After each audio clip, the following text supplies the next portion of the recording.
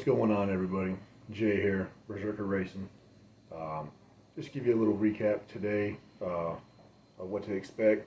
So if you remember from the last video that I made, I didn't get a chance to test that momentary switch because of the epoxy. Well, that idea didn't work out all that well. So what I did today was I bought a Moroso spiral cord, and I'm just going to use it with that same button on the steering wheel. So with that being said, let me go ahead and turn this camera around. Alright, so this is what I got going on. It is the Moroso momentary switch cable, part number 74115. I've got the button on the steering wheel already. It's on there, but it has terminals like that on the back. So my thought process is, do I use some 90s like that and use a zip tie to secure it? Maybe put something like that on there. Something like that with some heat shrink. I don't know yet. I haven't figured it out completely. But that's what this video is going to be about me figuring this out and getting that momentary switch to work. So we'll see what I come up with. Alright, so this is the cord I got. I'm probably going to have to strip it back some. I'm not sure if I'm going to use those 90-degree connectors yet or the straight ones. But this is just a spiral cord. There's no button on it or anything yet. It was $28 on Amazon, and I'll provide a link in the description. I could have just bought the whole thing with the button on it, but it was 56 bucks, you know, because of taxes and all that, and shipping and all that stuff. So I figured I already had a button. I could just use this. It's half the price. Why not? So let's get started. All right, so I ended up going with the just straight female connectors. I soldered them on there. I'll post some pictures of that. And then I put some heat shrink on there. I figured, you know, a little extra security would be great. So now what I'm going to do is I'm going to plug it into the actual momentary button itself, and then start working on the other end of it. So I'll be back in just a bit. Alright, so I got it all wired up. It's on the switch on the back side. Got the power on. Let's see if this thing works.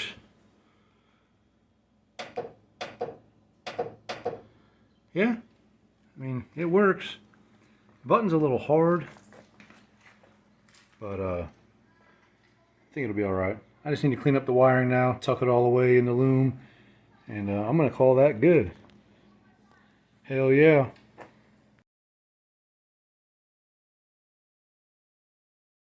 Alright, so today's Friday. I have the day off from work, and I figured I'd do something a little different today. As I've been wanting to do this for about a week now, but a week or two ago, I broke our snips, clippers, whatever you want to call, for branches and whatnot. The actual blade themselves broke. So I think I'm going to just try and weld it back up and see if I can't get it to work right. I could probably just buy a replacement blade, but I'm bored and I figured I'd give this a try. So we'll see what happens.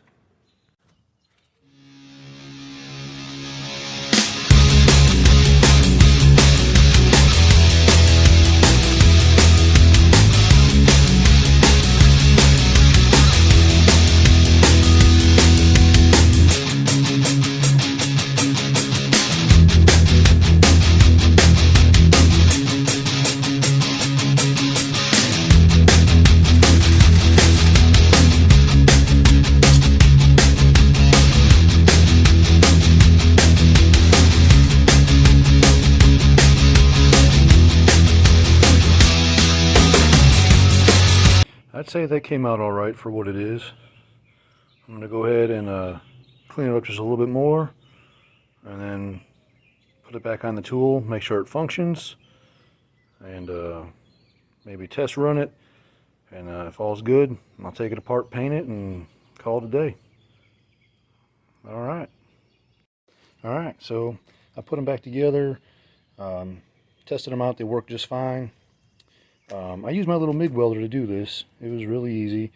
I put a piece of aluminum bar stock underneath the two pieces, left about a 1/16 of an inch gap, and then just burned them together, cleaned them up.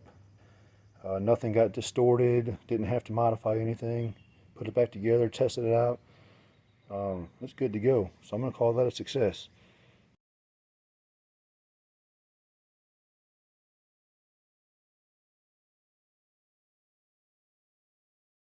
All right, I've always wanted to do this. Let's see.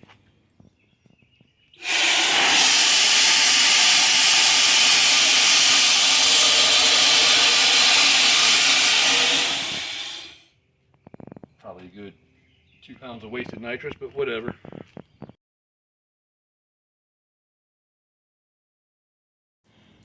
All right, good morning, everybody. Today's Saturday. Plan for today is to clean this mess up a little bit. I got shit everywhere, so I can stab my old motor back in the car, so I can see if I can get these headers,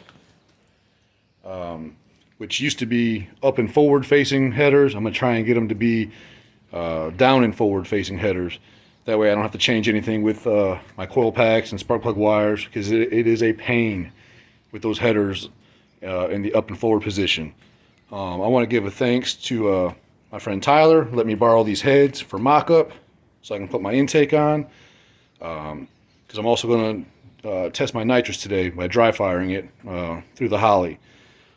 So with that being said, I'm going to go ahead, start getting this stuff cleaned up, moved out of here, and get this thing stabbed in there.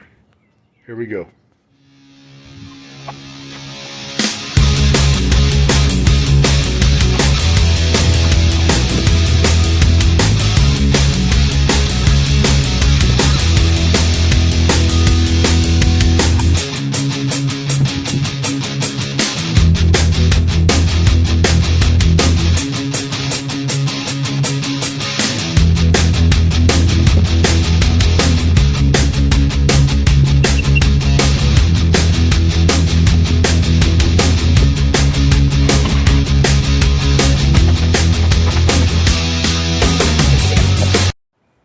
Alright, so a little background on this 5.3 right here.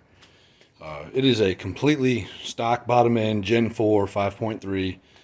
Only thing I did to it was put new cam bearings in it, new rings in it, and then cleaned it all up.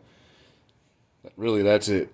It had $7.99 heads on it. I sold those when I bought the 6.0. That's at the machine shop now. This is actually that intake from the previous videos, the rectangle port on a set of LS7 heads. I know LS7 heads don't work on a 5.3. I know this is only for mock-up because I didn't have any heads to do what I was trying to do today. But my buddy Aaron traded me a rectangle port Holly intake for my cathedral port Holly intake, because the new motor has rectangle port style heads on it. But anyways, cam and lifters, like I said, that's the junkyard dog cam that I had in this motor. I'm gonna run it in the 6.0 as well, because the guys at Cam Motion seemed to think that it was too much cam for my 5.3, and according to their dyno results, it was much better in the 6.0. It produced really well. They actually had dyno numbers showing a 6.0 with that exact intake right there, rectangle port with that cam, and it made good power. I'm not going to disclose those numbers yet, but it made pretty decent power. So anyways, like I said, it does have Holly EFI on it. It's got fast 90-pound injectors in it, Holly 1000 CFM throttle body on it, and all this will be going on the new motor. The nitrous outlet, Pro Mod solenoid there, and yeah. So this thing treated me real good. I was spraying it with a 99 jet for most of last season, which was like according to the flow chart I got from Nitrous Outlet, was 330 horsepower shot, and obviously I was running it on a progressive. Can't even remember what I left off on, but I want to say it was somewhere in the ballpark of leaving on 50% and had it all ramped in by 0.7 or 0.8 seconds, and having the front end chained down, some cheap limiters that I made. So yeah, it was putting in some good work last year, but it just wasn't fast enough. It wasn't competitive enough for what I was trying to do. Sure, it was great to do, you know, testing and tuning and stuff like that, but, you know, realistically, you know, we want to have race cars and race other people, and, you know, and have fun doing so. So that's why I came up with the new motor, and all the new parts are at the machine shop. The motor's almost done. Now I just got to finish, you know, paying them for it, which isn't that much more. And we'll be putting this thing back together here hopefully soon. Hence the reason why I'm doing mock-up today for the headers and coils and whatnot. So yeah, we're gonna go ahead and see if this storm is gonna hit us or not before I drag any more stuff outside, and then I'll get started on stabbing this motor in there. All right, see y'all then.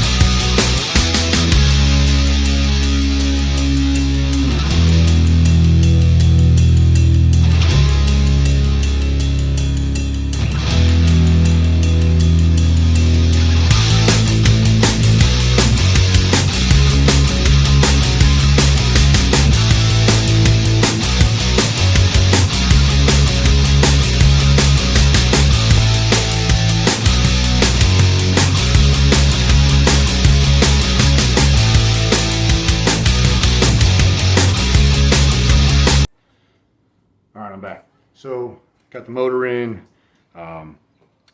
Didn't get the video all of it because it was raining outside and that's where I had my phone set up. But it is in. I had to put a couple bolts in, you know, the motor mounts and the bell housing to make sure it's going to be sitting where it's actually going to sit. I did it all by myself, which isn't a huge deal, but normally I have an extra set of hands with me. But that wasn't the case today, but completely fine. So what I'm going to do is I'm going to turn this around, show you what I've done, and then I'm going to go ahead and try and test fit these headers on there and in the down and forward position. All right. So it's in. The intake doesn't line up with the heads. I should have known better, you know, LS3 intake, LS7 heads, but I don't need it to bolt up. I just need the intake to be able to sit on something so that I can plug everything in and test it. But what I'm going to do right now is I'm going to try and get those headers to fit in the forward and downward position on each side. It looks like there's plenty enough room to do so, but we will see. Let me go ahead and get this going, and I'll be back shortly.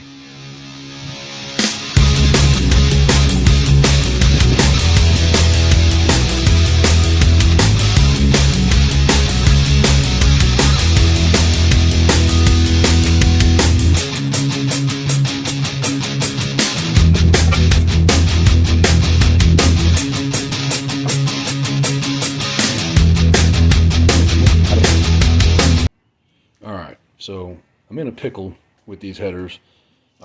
Could not get them both to fit down and forward because of my steering shaft.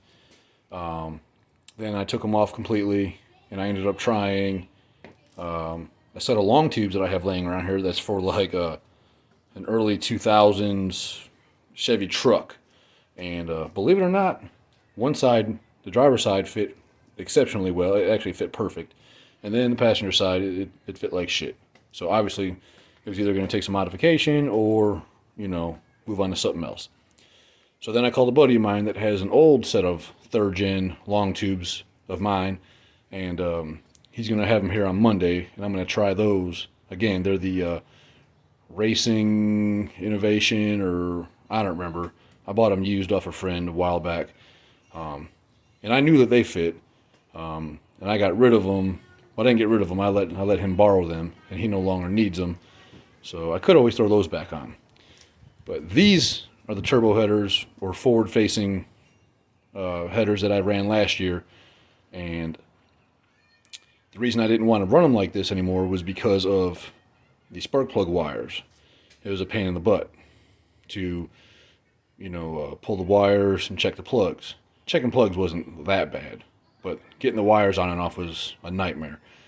So I think another option might be is to just buy a universal set of spark plug wires and put a 90 on each end, make them myself, route them to where they're basically down and out, down and out, down and out, you know, all the way around, and then come down behind the header and then put them back on, and then I can secure them to the block somehow so they don't touch anything. I think that might be an all-around better option, and I won't have to relocate my coils either. I can keep them right there in the stock location. So that's where we're at with that. I've been messing around with these headers for a good while now, and yeah, so I'm kind of at a stopping point. I haven't tested the Holly yet either because I need to trim my firewall back a little bit for my purge solenoid, so it's not sitting on there just right. But that could also be because the LS3 intake and the LS7 heads. I'm not sure. What I do know is that everything fit in there much better before last year when, you know, it had the cathedral port style Holly intake on it. So I'm not worried about that right now. I'm really not. All right, so that's going to do it for this video. Just to do a quick recap, you saw me do that momentary button, you know, got it done and working. You saw me fix a piece of lawn maintenance equipment, and works great. And you saw me put my mock-up motor in and you know, try to test fit some headers. Ultimately, I think I'm going to end up going with the same setup I had last year and just making my own spark plug wires to make it a little bit easier. So I didn't get everything done I wanted to get done. You know, that's fine though. I'll just pick up again next time. Not a problem. So with that being said, if you could, you know, hit that like button or dislike, leave a comment, and most importantly, subscribe to the channel so you can receive all future content. Sorry, I've had a few of these. Again, thanks for watching the Berserker Racing YouTube channel, and until next time.